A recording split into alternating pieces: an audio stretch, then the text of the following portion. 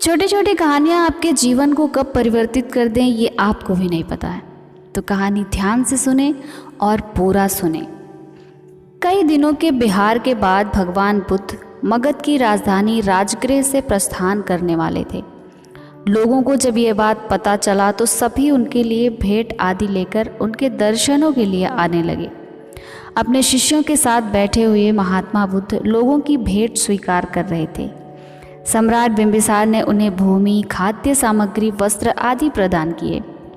नगर सेठों ने भी धन, धान्य, स्वर्ण, आभूषण उनके चरणों में अर्पित कर दिए।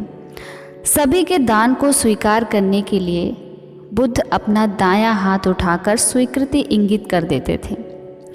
भीड़ में एक वृद्धा भी थी। वो बुद्ध से बोली, हे बुद्ध, मैं बहुत निर्धन हूँ, मेरे पास आपको देने के लिए कुछ भी नहीं है। आज मुझे पेड़ से गिरा हुआ एक आम मिला, मैं उसे खा ही रही थी कि तभी मैंने आपके प्रस्थान के विषय में सुना। उस समय तक मैं इसे आधा खा चुकी थी।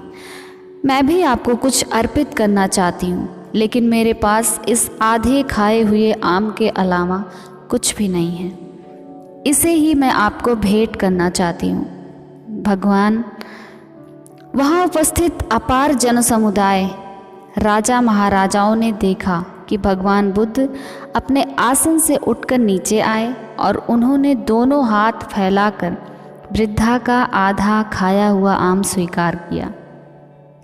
सम्राट बिंबिसार ने चकित होकर महात्मा बुद्ध से पूछा, हे बुद्ध, एक से बढ़कर एक अनुपम और बहुमूल्य उपहार तो आपने केवल हाथ हिलाकर ही स्वीकार कर लिया, लेकिन इस वृद्ध स्त्री के जूठे आम को लेने के लिए आप आसन से उठकर नीचे आ गए। इसमें ऐसी कौन सी विशेषता है? महात्मा बुद्ध मुस्कुराते हुए बोले, इस वृद्धा ने मुझे अपनी समस्त पूंजी दे दी है। आप लोगों ने जो कुछ भी मुझे दिया है वह तो आपकी संपत्ति का कुछ अंश मात्र ही है, और उसके बदले आपने अपने मन में दान करने का अहंकार भी रखा है।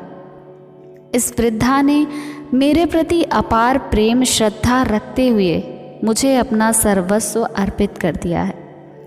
फिर भी उसके मुख पर कितनी विनम्रता और करुणा है। क्या ये विनम्रता और करुणा आपके मुख पर दिखाई देती है?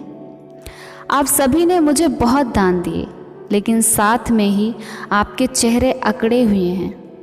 आप सभी में एक अभिमान है कि आप सभी ने मुझे कुछ दान दिया है, आप सभी ने बुद्ध को कुछ दान दिया है। ये अभिमान आप यहाँ लेकर आए हैं, लेकिन इस वृद्धा ने किसी तरह का कोई अभिमान नहीं है।